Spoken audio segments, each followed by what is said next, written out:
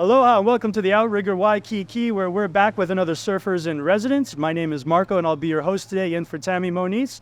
Big mahalo to everyone for the opportunity to sit down today and talk with adaptive surfer, snowboarder, and self-described dreamer, Josh Bogle. Welcome. Thank you. And we'll talk about Maya in a little bit. Yeah. So this is beautiful, cleared up for you. It was raining this morning. This is surreal. The absolute ambiance of this is amazing. We have Outrigger to thank for that. Some people have asked me if it's a green screen because it's so vivid they don't even believe it. I feel like I'm standing in the blue room. I actually wore a blue shirt. Oh my God. With a blue sky and a blue sea. Had no idea how beautiful it was, but yeah, thank you guys, and thank you Outrigger. This is an incredible opportunity. Welcome. All right, well, so now you were not born here in Hawaii, so where were you born? Where'd you grow up? I was born in the Wyoming, Montana area on the outside border of the Yellowstone National Park.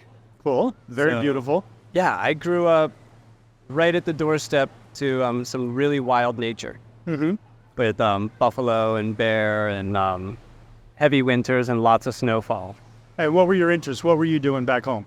So I was really lucky. I was raised horses, fishing, spent a lot of time in the wilderness. Nice. And so that involved cross-country skiing, downhill skiing, snowboarding, riding snow machines, and pretty much spending as much time outside as possible. Beautiful place to do it. Yeah. So you traded one nature like haven for another.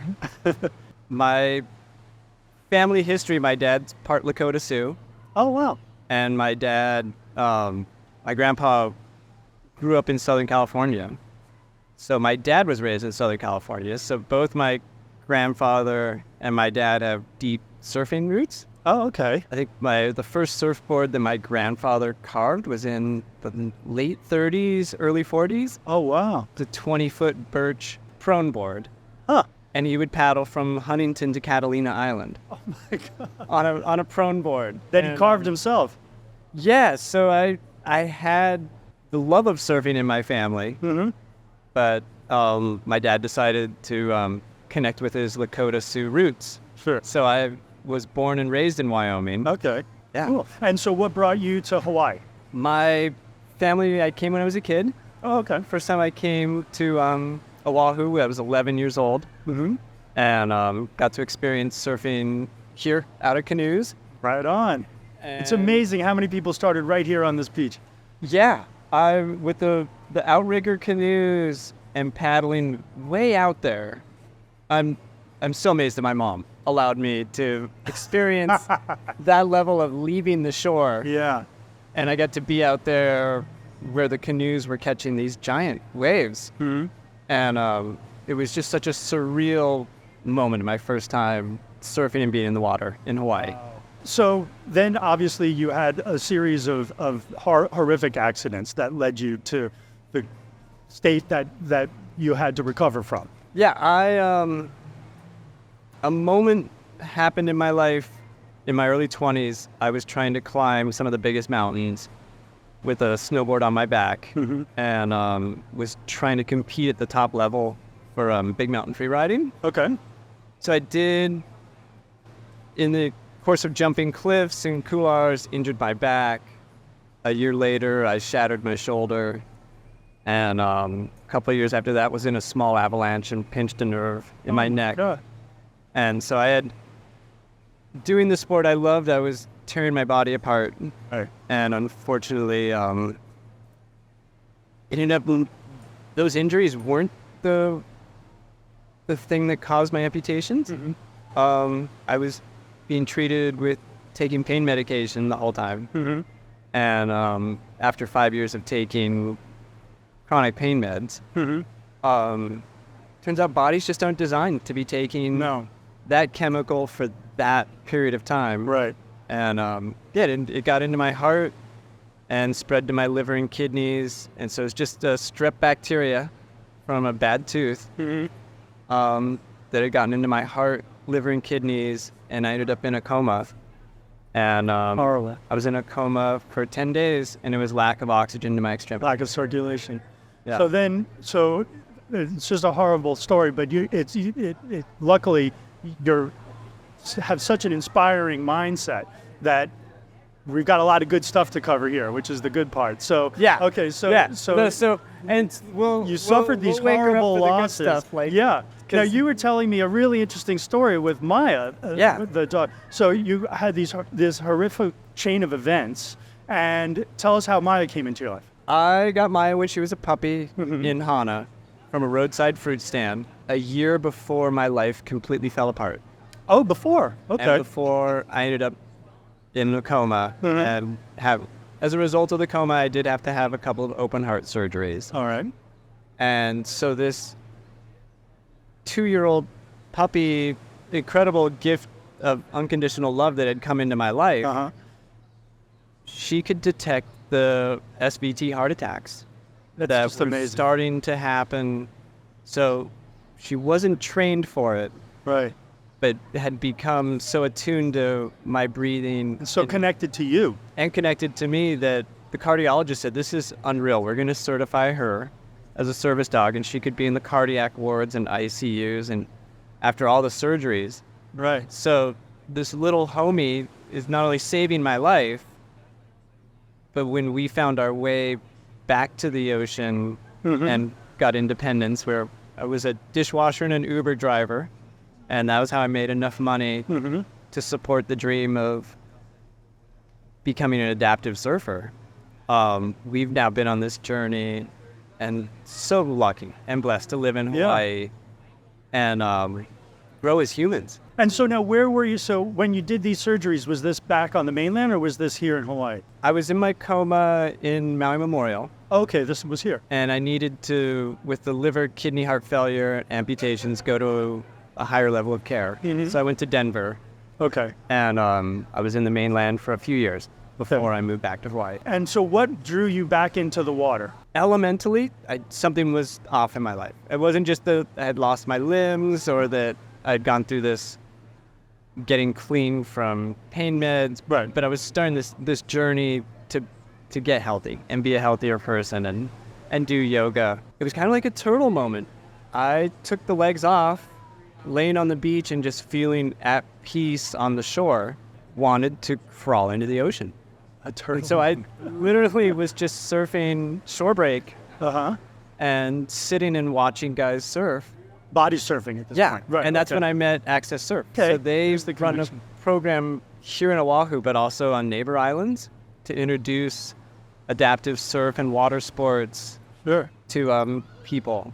I was wondering the connection because how Yeah. you would start to you see surfing. There's a million reasons why people see it and are entranced by it, and you want to get started. But you would probably maybe need some special equipment or some special training. So they were helping you on get started on that leg of the journey. Yeah, I came to one of their events that they do, a Day at the Beach event, and I think the first activity I tried was stand-up paddling. So I was just sitting on a stand-up paddleboard with a paddle, and then I think I tried snorkeling, and then one of the guys goes, "Hey, do you want to try catching a wave?" And so I think on the big stand-up board, he paddled out and pushed me into a wave. Okay. And I got up and stood up, and the freedom of like actually gliding on the water was Yeah. something that just immediately changed my life. And started surfing 300 days a year. Wow. Yeah. And now you were saying that there was something elementary missing and that you were getting drawn to the water. So what were some of the immediate benefits that you were feeling? I mean, it must have Yeah. been overwhelming and very freeing. The ocean is such an incredible biodiverse. Not only is there like 85% of the biodiversity of life on the planet, but the sun has this charge with the ocean and life and moon cycles. And so this living organism, literally like as salt water and sunlight are touching your body, Yeah. you're discharging depression, you're discharging PTSD. The cells feel whole again. And just that feeling of peace and gratitude of like being one. So even though I'm missing limbs, Yeah. when I'm surfing, I catch a wave. It's not that I'm a disabled person catching a wave. Right. I'm a human being Yeah. catching a wave.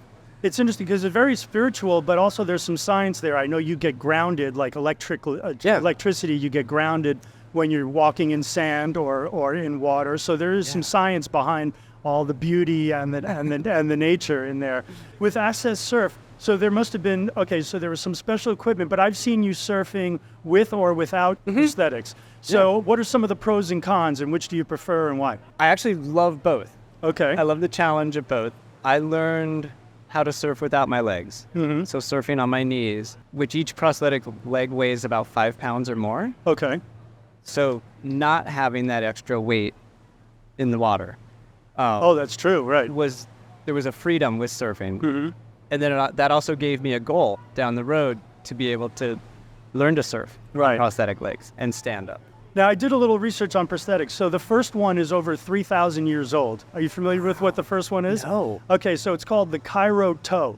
All right, it was from ancient Egypt. Yeah. It was made of wood and leather, and it was designed to be flexible, so it was completely functional. It wasn't just a cosmetic. Oh, so it was the Cairo toe. And now millions and millions of Americans are using all different prosthetics, from the most basic designs to the most advanced technologies you could imagine. Yeah. So what's it called? What are the ones that you use for your legs? Because they look very, very well designed. Yeah. So I'm a bilateral below knee amputee. Okay. So just below the knee. So my prosthesis, the socket, and then I'd use a carbon fiber with titanium and fiberglass foot. Okay.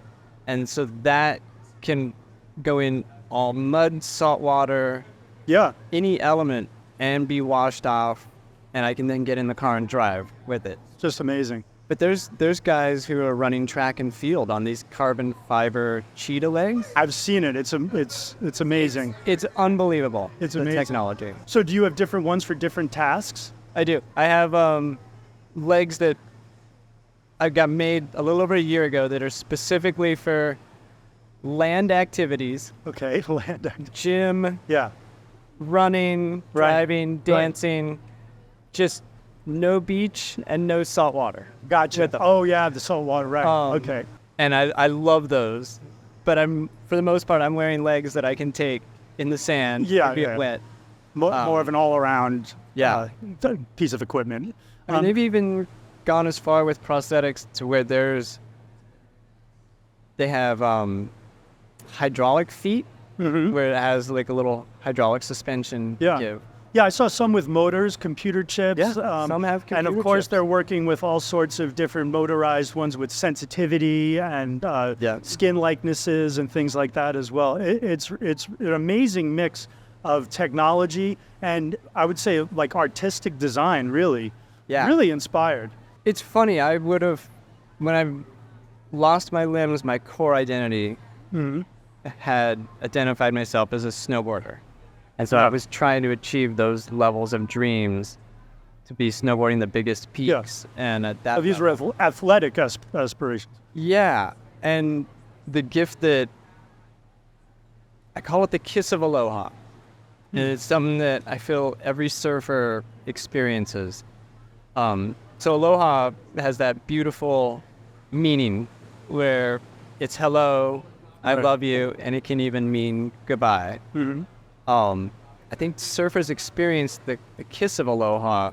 So when we paddle out, we practice our pule, or we stretch, or whatever's gone into that morning. And then we're paddling out to greet the waves. And as we're out in that spot, and here's the wave coming at you, you're getting that hello. And if you're lucky enough and you're in the right spot, you catch that wave. Right. And you experience the full hello, I love you. And no wave can last forever. So there's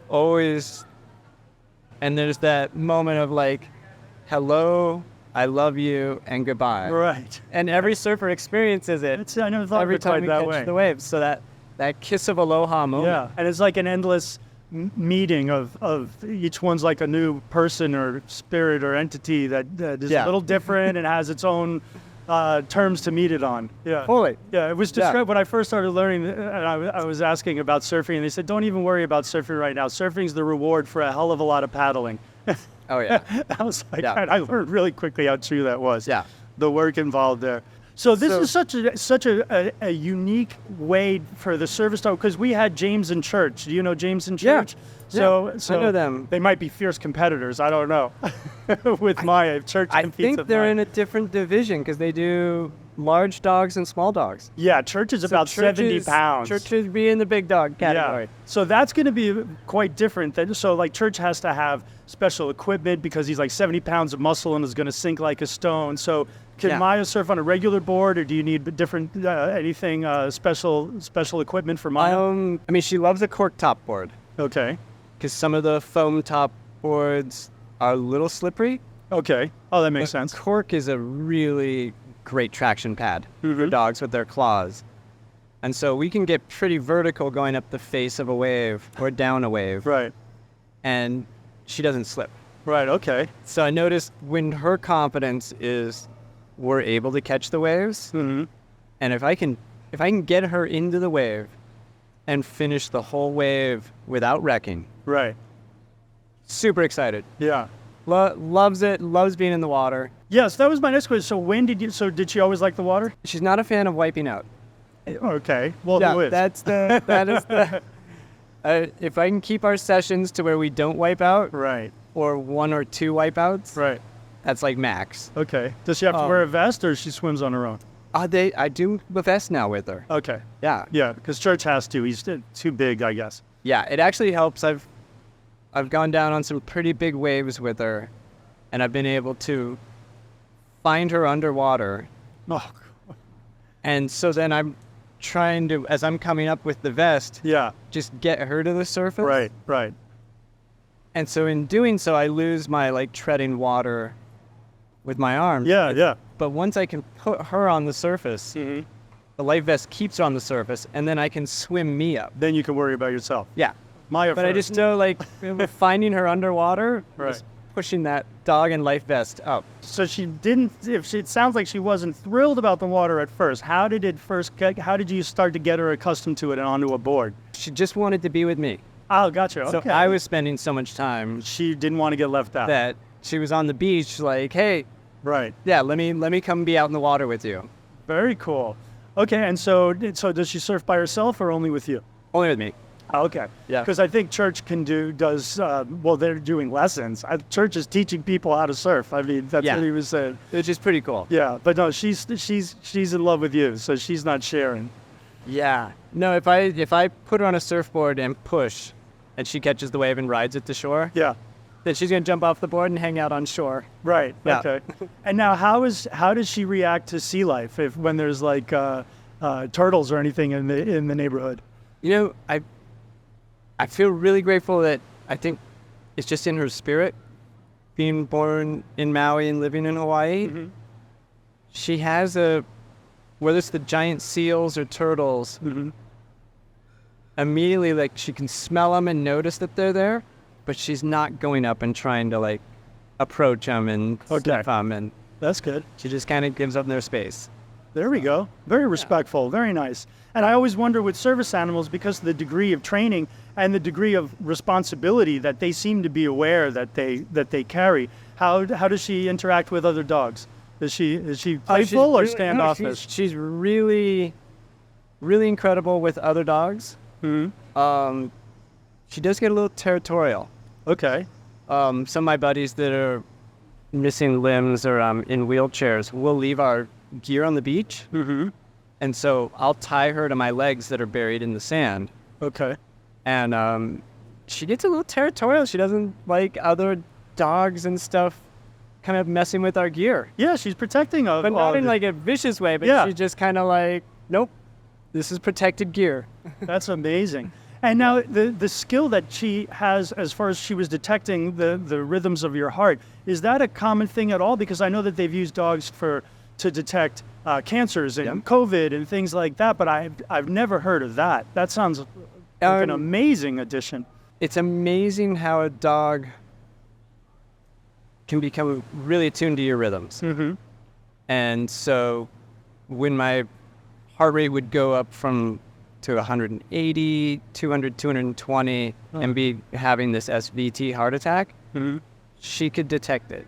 Right. Even if I was so medicated or physically in pain that I was trying to sleep through it, Right. because felt so weak, and they kept happening and recurring, I wouldn't actually pick up that it was happening, but she could. Right. So I wonder if it was the arrhythmia being so far off, or if it was energetically, she could tell my body was in distress. Right. And just being like, oh, Sense the stress level. person's in distress. Yeah. Yeah. Amazing. Amazing. And so now, did you ever have to do any follow-up training or whatnot? I mean, I know the doctors gave her carte blanche, it was like an honorary degree, right? It was the third time that it happened in the hospital. Mm-hmm. And usually when I was in the cardiac ward and needing open heart surgery, my mom would would stay in the room with me. Mm-hmm. But she couldn't also do that every night. Right. And to take care of her needs. So Maya, getting the pass to be a service dog and in the hospital, she was actually in the room with me at night when it happened. And she alerted and went and got the nurse. Right. And then the nurse came in and was like, oh my God, yep, he's going into SVT. She sensed a problem and went and got help. And knew to go. And sometimes the nurses, because I couldn't walk back then, were taking her out to go to the bathroom. Mm-hmm. So at first the nurse thought, oh, do you want to go outside? Oh, right. And she would turn around and run right back into the room. Right. And so every time she would come out to try to get the nurse, she'd be trying to lead the nurse into my room. Trying to communicate. Like, hey, you need to get in here. Silly human, come with me. Unbelievable. It's amazing. Yeah, And, there's some amazing stories and studies, I should really say, about dogs going to the door to wait for the owner to return, even at different times of day, or they disrupt the person's routine. There's been some really interesting studies on the connection that humans and dogs in particular have. She surprised me so much with their infinite ability to just love me through the losing my limbs and to love me through the challenges of my not wanting to get outside. And what the ocean and the freedom the ocean and sunlight gave to me was that it was okay to be a person with disabilities and look different and be in a different tempo of life where everything I did was slower and had to require more intentionality. And here's this 12 pounds of unconditional love that just wanted the best for me. And part of her wanting the best for me meant getting out of my couch. And leaving the house and just coming, even if it was just to the beach park, to just sit and swim like a turtle in the shore break. Was, for her, that was like mission accomplished. Get him off the couch. Like, get him to nature. She knows what's good for you. That's amazing. And so now you just talked about her helping you to feel that it's okay to have suffered these injuries and whatnot. So I know Access Surf is doing amazing things. I saw some footage paragliding. What organization was that? That was incredible. Project Airtime works with getting people who haven't flown before. They have trained pilots that are able to take people who are paraplegics or missing limbs, and they fly them off of mountains. So I got to fly in Jackson Hole off of the ski area. And so I went to go to the event, invited for the first time. And here I'm bringing Maya along at the base. Had no plans of trying to fly with her. And the guy goes, hey, he goes, I got an extra dog harness. Do you want her to come up with us? Extra dog harness? You want to go flying? Yeah. I love it. So she went up on the top of the gondola with us. And so when we launched out, the pilot spotted a red-tailed hawk. And he goes, oh, that's a good sign for a thermal. What I didn't realize is we had just flown off the top of the mountain. We were now going to climb another couple thousand feet in this thermal to go chase this red-tailed hawk. And so I'm like holding Maya like this, looking down going, it's like 6,000 or 7,000 feet down onto the cliffs of the Teton Range. Yeah, yeah. Oh, the Teton's And- so beautiful. Yeah, and the pilot goes, "Your dog wasn't nervous at all." He goes, "You were nervous Yeah. for the flight." And then he goes, "Hey, do you want to fly again tomorrow?" And I had invented a hook. It looks like a pirate hook. Mm-hmm. And I was using it for learning how to wing and kite surf. Oh, And okay. he goes, "You know what? I'll have extra controls." He goes, "But if you're comfortable wanting to try flying," he goes, "I'll be right there. Yeah, You know, if you let go of the controls, I'll take over." that's the beautiful thing about tandem. Yeah. Yeah. So I got to fly and do some spirals up in the Tetons. Oh, man. So Now, was she on board for that one too, she or was no? on board with that one. Okay, and now she is so good at reading your stress levels. When do you have to reciprocate?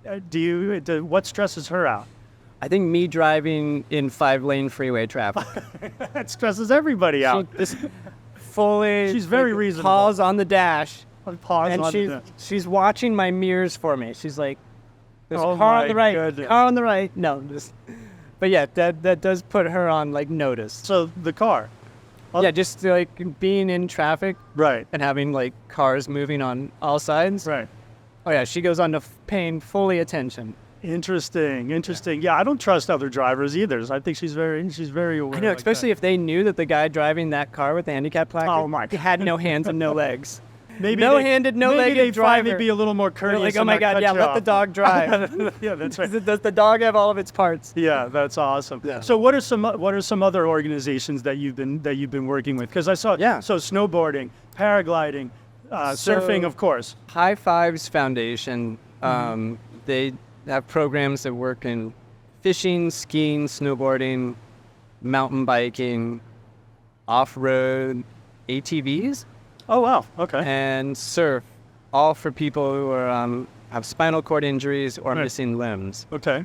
And so I think they service about,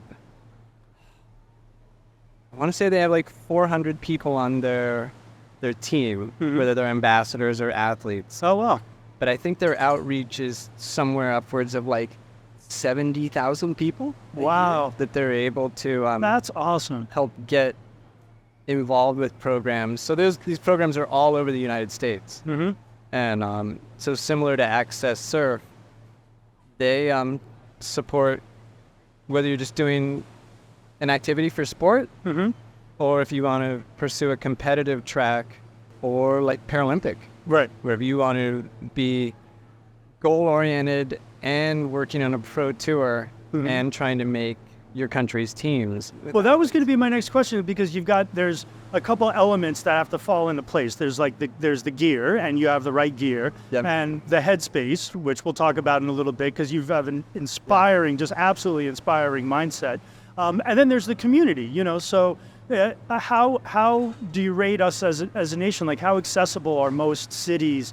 I know back in New York, it's one real drawback is that so many older buildings are quote grandfathered in, and they don't have ramps, they don't have elevators or things like that. Yeah. So how are we doing as a nation as far as being accommodating? I think the avenues there where it's addressed, issues are being addressed, and it's neat because everything's forward thinking. Okay. So you were seeing the solutions like starting to manifest through. Good. But I feel also as adaptive persons or persons with disabilities, Mm-hmm. we are really good at life hacking scenarios. Yeah. And making decisions based on there might not be accessible parking or stairs, Right. but if I do want to go to that dinner party, I'll ask someone able-bodied if they Right. can help me. Right. Okay. And As you were saying navigate before, a little stairs. bit more planning. Yeah, but I feel like the inclusivity is opening up for Mhm. people with disabilities, especially with parking and beach access Mm-hmm. and beach ramps, Right. where wheelchairs are really hard in sand. Yeah, I would imagine. And if you were only in Minnesota and experiencing Canadian winters, Yeah.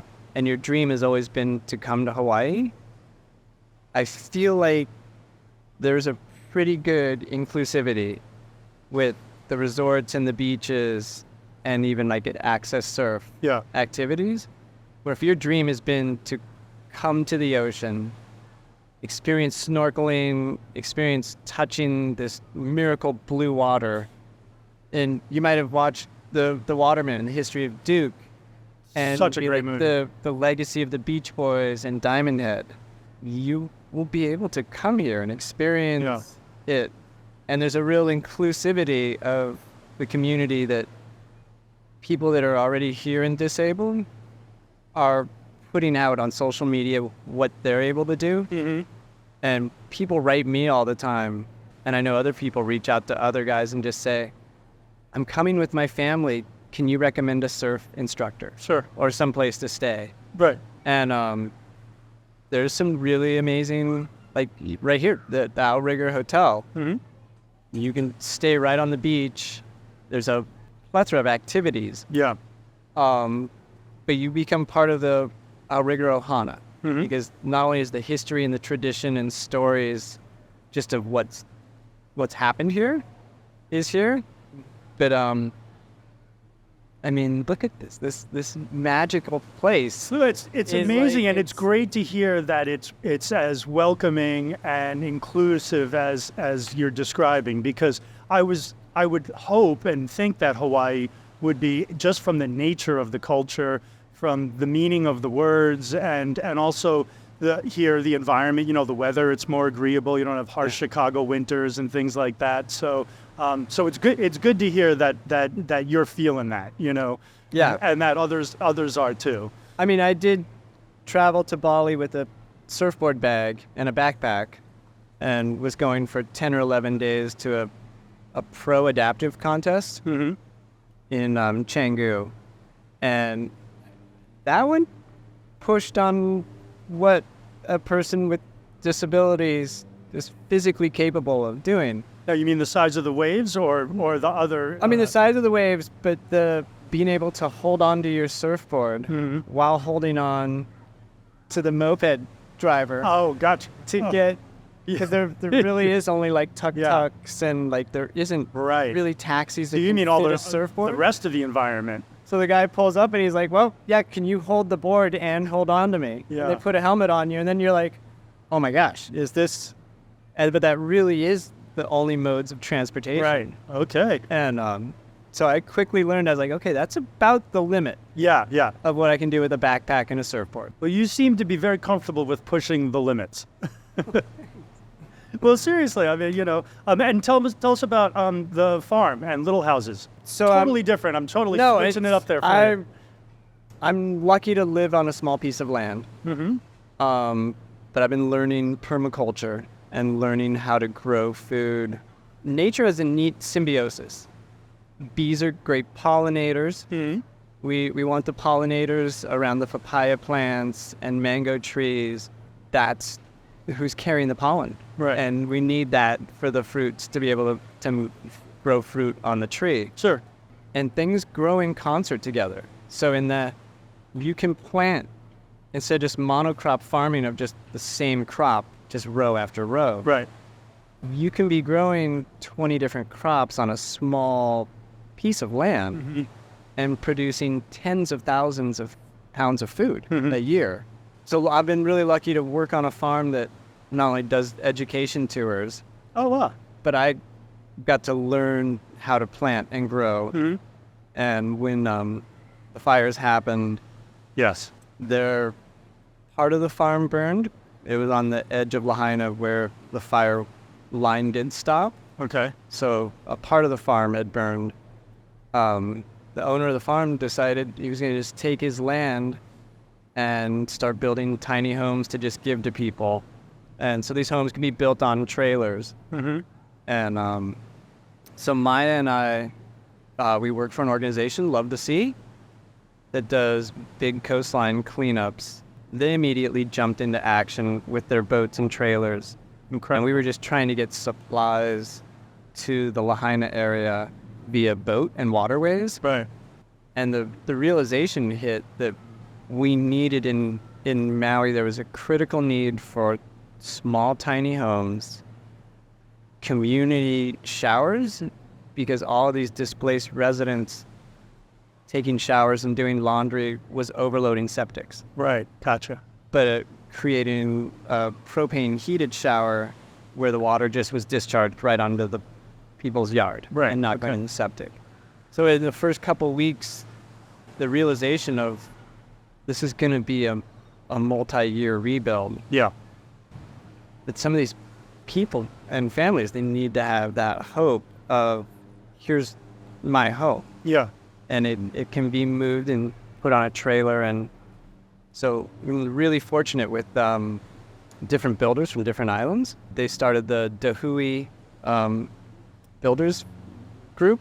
Okay. So these guys are volunteering their time as construction, building tiny homes on trailers. So they're fully insulated, and they're just gifting them to families. That's just So and they can own it for the life and have it forever. that's just amazing. Yeah. No, so there's out of this horrific tragedy, the human stories of people helping people is definitely inspirational. I'm not surprised to see you wrapped up in it, which brings me to the mind space. Yeah. Because you're working, you're surfing, and you found the right equipment, but where did you come across this just inspiring attitude? There was something that you said that it really stuck with me. You said that what's in your heart is stronger than what's in your way. Yeah. I love that. I love that statement. What's in your heart is stronger than what's in your way. So what is in your heart, and how do I get me some? This is the coolest thing of it's kind of like the modern day alchemy of where consciousness is at.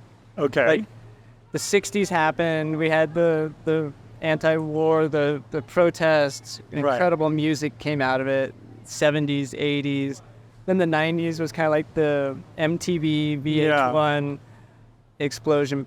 But right now, in the last coming in out of COVID and coming through this window of human experience, there is an alchemy that's happening all over the planet. And I choose to believe that it's being born out of peace and love. Okay. And that there is that spark of, like, if you take a kid to Vegas and he meets a magician and then he performs some street magic. Right. You can't see what happened. Right. But you notice something happened. So I feel like we're in this time right now on the planet that spark is happening.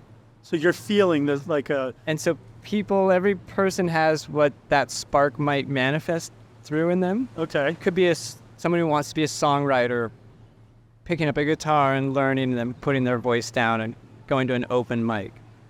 But I feel like every human has that spark in their heart, that if you just keep and you believe in something and you just are just part of being open to the whole experience, no matter like if life or things just keep getting in the way, if that spark is there, you're going to get through you can get through anything. It's so interesting because it seems like you just have this innate optimism, whereas we had Mark Matthews on. Yeah. He was an amazing big wave surfer. He experienced a life-changing injury, and this is his words, that he by nature was negative. He was a pessimist, and he had to do all these mental exercises to encourage gratitude and appreciation. He talked about the flow of gratitude, and before he'd have a cup of coffee, he would have 5 affirmations of positive things he was thankful for. So he just beat positivity into his brain through exercise and willpower. But yours seems to sort of spring up more organically. Yeah. Well, I don't want to. Everyone's on a different journey, so. Yeah. I don't want to diminish the that incredible compliment, because that is an amazing compliment. Thank you for sharing that. I had to seek help. Okay. At a point in my losing my limbs and becoming a quad amputee, doctors had told me I would be living in a care facility or someone would need to be taking care of me. That right. I wouldn't be able to work a job and take care of my living conditions and do laundry and do all my shopping. Be It was just- independent. without having fingers, I wouldn't be able to do a manual wheelchair to go up and down stairs. And without legs, with missing both legs, the strain of everyday life was going to be too much. And I was told that. Wow. And so I lived at home with my parents primarily for 2 years, believing that I would be either a burden on my family Right. or would need to live in a care facility. And I hit that wall. Wow. And I started watching these really cool programs, Morgan Freeman Through the Wormhole and Neil deGrasse Tyson, The Cosmos. Love that one. And everything made so much sense to me that in the smallest blink of a moment is our life, our whole life. Oh, in the grand scheme of In things. the grand yeah, scheme of sure. things. And in that moment, we experience the highest of highs. It could be our greatest dreams achieved, or it could be the lowest of lows and heartbreak and missing limbs. And in the midst of all of it, I have to choose that love and peace and gratitude Yeah. hold space for everything. Right. And that infinitely our universe and the biodiversity of the planet and everything that is just organically available wants life to be at its best. Right. And so when I let go of the depression and the PTSD and what doctors had said, Yeah. I had to curate that mantra that what's in your heart's stronger than what's in your way. Because I still dreamed. Even though I was staying at home, Right. my energy body still dreamed big dreams. So I had to choose to follow them. Right. And so I just decided to run with it. And surfing became that pillar for me to just run with all of my energy into something that, I don't know. So you see that, so that really became like this source, this re-energizing of Yeah. physical, mental, spiritual. I mean, it's all wrapped up in one out there. I love it. I pet the water all the time. Huh. This moment that happened during COVID when the whole world was locked down, I would paddle out and I'd be sitting there and all the stresses of I can't pay my bills, what am I going to do? We were starting to make a documentary, but the whole world had shut down. Right. And so everything felt like it was, and then I realized while I was sitting out there being able to pet the water, that I actually had so much peace in my life. Mm-hmm. And there was so much to be grateful for. And then I would just start to pet the water and tell the ocean how grateful I was that it had saved my life. And then I found this gratitude practice of when I caught a really good wave, I'd paddle back out to the peak and I would dive down and swim down and touch the reef and thank the reef for letting me be there and play that day. Wow. So when I figured out that I could anchor gratitude into a moment, Mm-hmm. I fell so in love with the ocean Yeah. that trying to protect it and doing these crazy beach cleanups with boats and helicopters, and this kind of became a thing in my life. Yeah. Well, it's a truly inspiring story, and I was going to say, why do you describe yourself as a dreamer? But you pretty much answered that. I could, so. Damn, you blew my last question. Oh no, no, No, I have one no! more. It's like I just pulled in on a party wave, and then I realized I was like, oh no, I gotta pull off. Like, No, I do have Yeah. another one because I want to end. But it's pretty much the same thing though, because we were talking about the power of the ocean to help heal. So I was just wondering, just some of the thoughts that go through your head when you are on a board with Maya, because that's this connection. The connection with the ocean is certainly powerful, and this connection with this little girl seems equally powerful. yeah, So I could only imagine just she got to ride through the hardest parts of my life yes. and got me through to this place now where I'm able to travel the world with her Mm-hmm. and be part of this adaptive surfing community and this love of nature and being part of the ocean. Mm-hmm. So I feel this karmic symbiosis of paying it back is also a way of paying it forward. Right. Is to just live the healthiest, best life and be in that level of peace. But when I'm on the board with her and surfing, she's only this tall. Yeah. So if we're on a waist-high wave, Yeah. for her, she's riding. No, it struck me why she's riding a drop in wave on that's one. like quadruple overhead, Yeah. and she's full toes on the nose. Yeah. So, yeah, I couldn't think of a better gift in life than to share moments like this. Oh, wow, man. Well, it's a beautiful story, and it's an inspiring one for everybody with whatever's going on in their life. There's beautiful things and horrible things happening all around this world on every day, and I'm really thankful that to meet somebody who always wants to be looking at the positive and being part of the solution, not the problem. And you use symbiotic twice, and I really appreciate that word because it's something that humans came from and forgot and have to return to, or it's not going to work. We have to find a more symbiotic way to live. You found it, and the rest of us better get our act together because or else we're going to ruin a beautiful thing. I was lucky, a kua or God or Great Spirit gifted unconditional love in my life before the hardest parts of my life happened. Right. And so I always come back to that source of gratitude that love and peace do actually prevail over all the stresses and everything else in the world. There is infinite love, and we all have that capacity to embrace even the hardest things. Well, thank you for coming down today. Thank you for Maya, who is now relaxing with a little nap, I think. Yeah, she got the pillow. Yeah, exactly. Thanks for sharing your story of actual rebirth in the surf. And it's an amazing lesson to learn. So big mahalo to Josh and Maya. Follow them on Instagram. You're a very busy guy doing all kinds of cool things to catch up on. As always, if you enjoyed this episode and want to hear more, make sure you hit like or subscribe on the bottom of your screen. This is a particularly great one to share with a friend. And in the meantime, mahalo for watching and aloha.